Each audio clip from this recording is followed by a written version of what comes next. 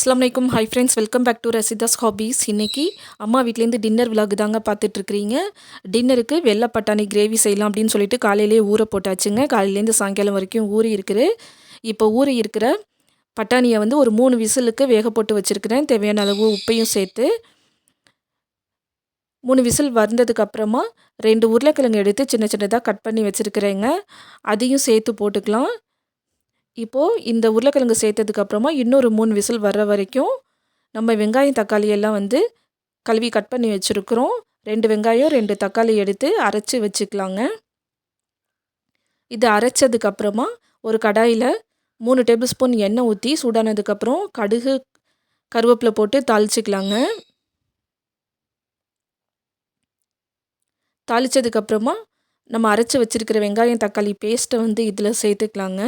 இதோட பச்சை வாசனை போகிற வரைக்கும் நல்லா இது வேகட்டும். ஒரு 5 நிமிஷம் வந்து வெந்ததுக்கப்புறமா நம்ம மசாலா தூள் எல்லாத்தையும் சேர்த்துக்கலாங்க. இதுக்கு நிறையா மசாலா தூள்லாம் சேர்க்க தேவையில்லை.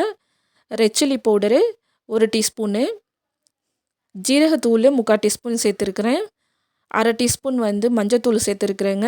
நம்ம வந்து ஏற்கனவே வந்து உப்புலாம் பட்டாணியை வேக வைக்கும்போதே போட்டுட்டோம். அதனால இப்போ மறுபடியும் உப்பு போட தேவையில்லை. இப்போது மசாலாவோட பச்சை வாசனை எல்லாம் போயிடுச்சு பாருங்கள். ஒரு 5 நிமிஷத்துக்கு கழித்து நம்ம வேக வச்சுருக்கிற பட்டாணியையும் உருளைக்கிழங்கையும் சேர்த்துக்கலாம். சேர்த்துட்டு ஒரு நல்லா மிக்ஸ் பண்ணி விட்டுறலாங்க. இப்போ இந்த ஸ்டேஜில் வந்து உப்பு பத்துதா இல்லையான்னு நம்ம செக் பண்ணி பார்த்துக்கலாம். கொஞ்சம் வந்து தண்ணி சேர்த்துக்கணும். கொஞ்சம் கெட்டியாக இருக்குது, அதனால இப்போ தண்ணி சேர்த்துக்கிறேன்.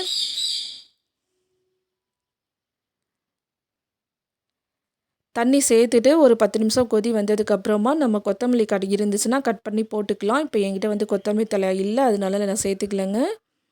அவ்வளோதாங்க. சிம்பிளான பட் டேஸ்டியான கிரேவி ரெடி ஆயிடுச்சு. பட்டாணி கிரேவி சப்பாத்திக்கு தொட்டுக்கிறதுக்கு ரொம்ப சூப்பராக இருக்கும். இதில் வந்து நம்ம வெங்காயம் தக்காளி எல்லாம் அரைச்சி சேர்த்துருக்கிறதுனால கிட்ஸும் வந்து எதையுமே எடுத்து வைக்க மாட்டாங்க. அவங்களுக்கு ஈஸியாக வெங்காயம் தக்காளி எல்லாம் உடம்புல சேர்ந்துரும். இந்த கிரேவி இருந்துச்சுன்னா மறுநாள் காலையிலேக்கு தோசை இருந்துச்சுன்னா தோசை கூடவும் இது நல்லா செட் ஆகுங்க. கிட்ஸுக்கும் ரொம்ப பிடிக்கும், பெரியவங்களுக்கும் ரொம்ப பிடிக்கும். இந்த மாதிரி சிம்பிளான ரெசிபீஸ் வீடியோ பார்க்குறதுக்கு நம்ம சேனலை லைக் பண்ணி ஷேர் பண்ணி சப்ஸ்கிரைப் பண்ணுங்கள். தேங்க்ஸ் ஃபார் வாட்சிங். Bye friends.